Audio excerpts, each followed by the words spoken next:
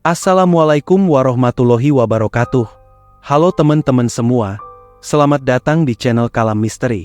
Dan pada video kali ini Kalam Misteri akan membahas tentang peristiwa hilangnya 12 orang di hutan Pasaman pada tahun 2015, yang membuat masyarakat setempat percaya bahwa mereka telah diculik oleh makhluk gaib yang menghuni hutan tersebut.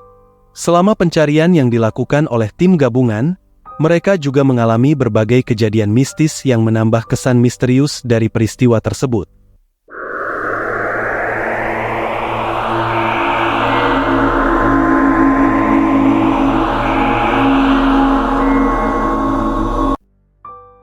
Keluarga Bujang sudah menunggu semalaman.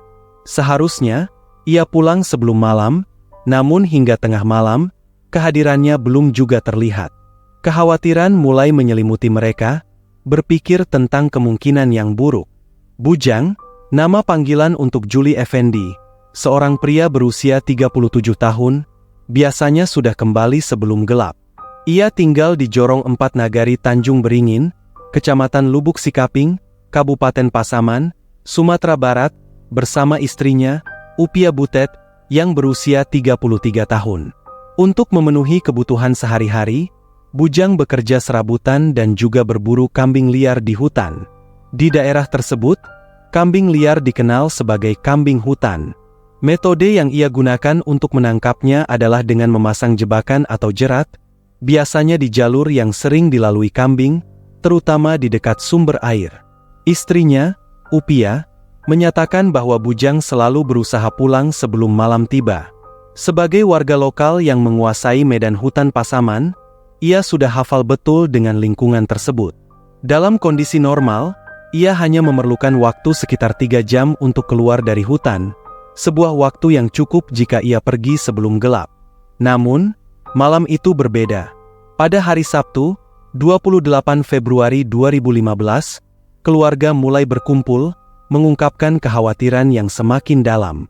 Raut wajah orang tua dan saudara-saudara Bujang mencerminkan kecemasan yang nyata. Mereka tahu betul bahwa hutan di sekitar mereka memiliki berbagai ancaman, mulai dari harimau, buaya, beruang, hingga ular berbisa. Keberanian Bujang untuk menghadapi risiko ini seringkali menjadi sumber kebanggaan, namun malam ini, kecemasan mereka mengarah pada pertanyaan. Apa yang sebenarnya terjadi dengan Bujang? Satu persatu mereka mulai merencanakan tindakan selanjutnya. Apakah mereka harus mencari Bujang atau menunggu lebih lama? Kekhawatiran itu terasa mencekam, karena hutan adalah tempat yang penuh misteri dan bahaya, di mana kehadiran makhluk liar bisa menjadi ancaman nyata. Selama lebih dari 11 tahun, Bujang telah terbiasa menghadapi tantangan di hutan, tetapi malam ini, ketidakpastian membuat segalanya terasa berbeda.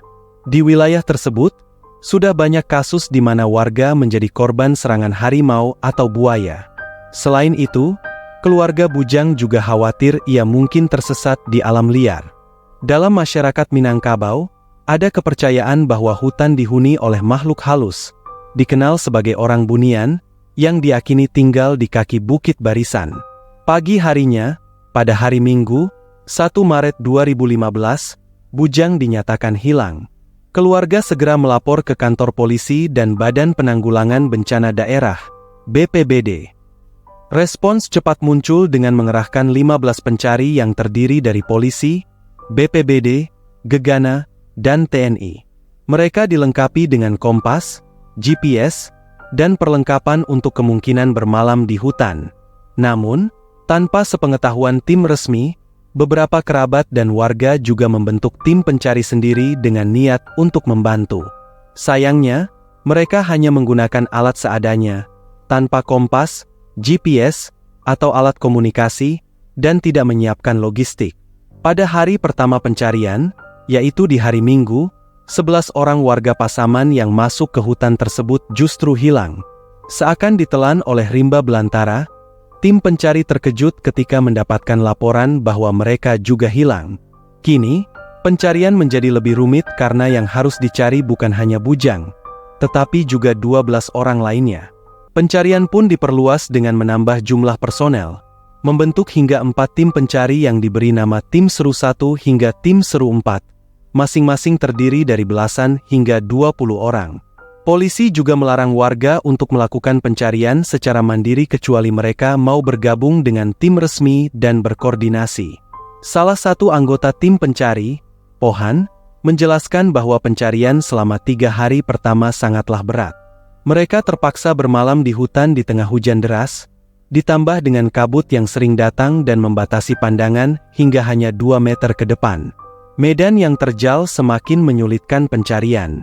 Namun, tantangan yang dihadapi tim pencari tidak hanya berasal dari cuaca. Mereka juga mengalami fenomena mistis yang membuat situasi semakin aneh. Kisah ini kemudian dibagikan di media sosial X oleh akun Cerita Setan, yang menyebutkan bahwa cerita ini berasal dari seorang anggota Brimob yang tidak ingin disebutkan namanya. Untuk memudahkan, admin memberikan nama samaran, Ucok. Pengalaman yang dialami oleh tim pencari bukan hanya tentang kesulitan fisik, tetapi juga tantangan mental dan emosional yang semakin menambah ketegangan dalam upaya pencarian ini. Pada tahun 2015, Ucok baru pertama kali bertugas di wilayah Padang. Ketika peristiwa hilangnya Bujang terjadi, ia baru menjalani tugasnya selama 2 hingga 3 bulan. Ucok kemudian ditugaskan untuk ikut dalam tim pencarian yang berjumlah 11 orang, termasuk rekan-rekannya, Bon, Johnny, Romi, Inal, dan Dayat. Setibanya di lokasi pencarian, mereka disambut oleh tim SAR yang terdiri dari sekitar 30 orang. Pagi hari di hari Senin, sekitar pukul 9, setelah mendapatkan pengarahan, tim mulai menyusuri hutan. Di awal pencarian, 30 orang dibagi menjadi 6 kelompok, namun tidak lama kemudian, tim dibentuk ulang menjadi 4 kelompok. Setelah 3 jam mencari, mereka belum menemukan hasil apapun. Beberapa tim bahkan bertemu dengan hewan berbisa, dan ada juga yang sempat dikejar oleh babi hutan. Ucok menganggap semua itu sebagai hal yang wajar, mengingat mereka sedang berada di hutan. Hingga siang hari, tidak ada perkembangan berarti. Mereka pun kembali ke pos pencarian untuk mengambil perlengkapan dan beberapa anjing pelacak. Sekitar pukul 3 sore, tim kembali dikumpulkan untuk dibentuk ulang menjadi 4 kelompok. Cuaca mulai gerimis, membuat pencarian semakin sulit.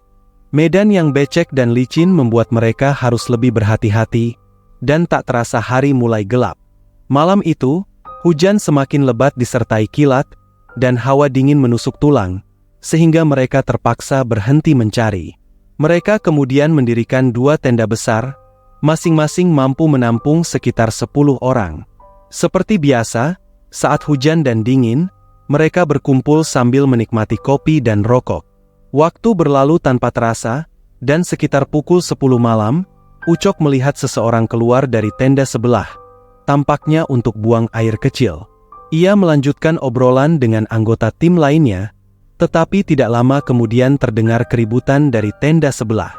Ucok pun menyadari bahwa orang yang keluar tadi belum kembali. Keributan semakin menjadi ketika 4 anjing mulai melolong dengan keras, dan semua orang keluar dari tenda. Situasi di luar menjadi semakin mencekam, dengan beberapa orang mulai memanggil nama Sultan, yang ternyata memang belum kembali ke tenda. Anjing-anjing menggonggong ke arah pepohonan di kejauhan. Ketika pandangan mereka tertuju ke pohon-pohon tersebut, terlihatlah Sultan di sana. Namun, yang aneh, ketika salah satu dari mereka mendekat, Sultan justru menjauh dan masuk lebih dalam ke hutan. Bon, Johnny, dan Romi pun segera mengejarnya. Tak lama kemudian, mereka kembali bersama Sultan. Ucok menanyakan dari mana saja Sultan. Sultan hanya mengangguk dengan wajah pucat. Mereka membiarkan Sultan masuk ke dalam tenda untuk beristirahat. Meskipun demikian, banyak pertanyaan yang muncul di benak mereka tentang apa yang sebenarnya terjadi pada Sultan. Di tengah kebisuan malam, tiba-tiba Sultan muncul lagi dari balik pepohonan dan bertanya, "Masih ada kopi, bro?"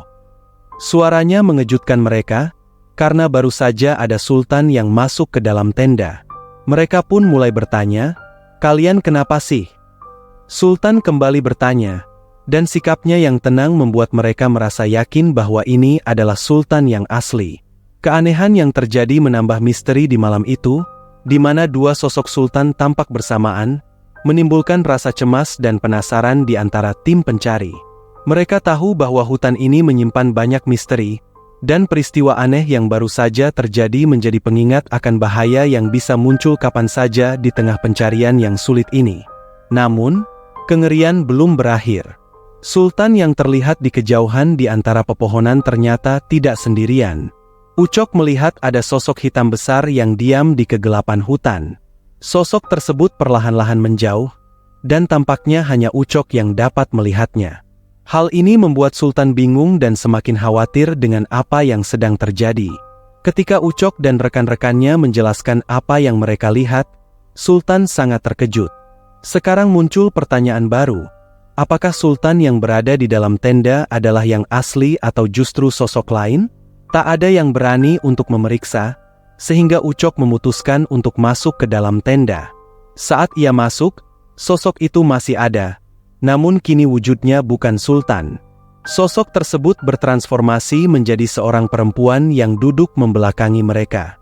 Perempuan itu memberikan peringatan untuk menjaga sikap di dalam hutan. Tak lama kemudian, sosok itu menghilang, diiringi dengan suara lolongan anjing yang membuat suasana semakin mencekam. Beralih ke tanggal 3 Maret 2015, posko pencarian akhirnya menerima laporan bahwa Bujang ditemukan. Saat itu sudah pukul 8 malam. Kini, fokus pencarian bergeser kepada 11 orang yang sebelumnya mencari Bujang. Selama 4 hari, Bujang tersesat di hutan. Kepada keluarganya, ia mengaku bahwa ia kehilangan arah setelah tiba-tiba diselimuti kabut tebal yang membuatnya tidak bisa melihat jalan pulang. Tanpa membawa perlengkapan apapun, Bujang terus berjalan mengikuti instingnya, menyeberangi sekitar 7 aliran sungai dan melewati jurang terjal, hingga akhirnya sampai di sebuah ladang yang ternyata milik warga Jorong Patamuan, Nagari Muaro, Sungai Lolo, Kecamatan Mapatunggul Selatan. Pencarian yang sebelumnya menghabiskan banyak energi kini beralih ke upaya mencari tahu bagaimana Bujang bisa tersesat begitu lama, dan apa yang ia alami selama berada di hutan. Keluarga dan tim pencari sangat bersyukur akhirnya Bujang ditemukan. Setelah ditemukan, Bujang terlihat sangat lemas dan sedikit bingung. Ia kemudian diantarkan ke Kepala Jorong Patamuan agar bisa beristirahat semalam.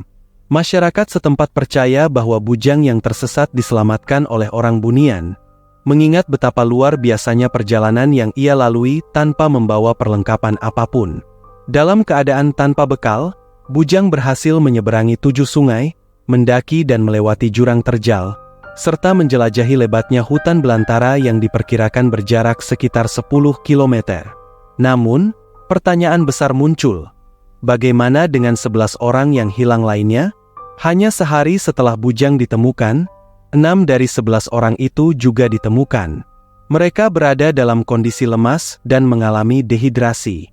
Terdapat luka bakar dan goresan di seluruh tubuh mereka, yang menunjukkan betapa sulitnya mereka melewati hutan Bukit Barisan. Keenam orang ini berhasil selamat berkat jerat yang dipasang oleh Bujang, yang memberi mereka keyakinan bahwa mereka sudah dekat dengan pemukiman.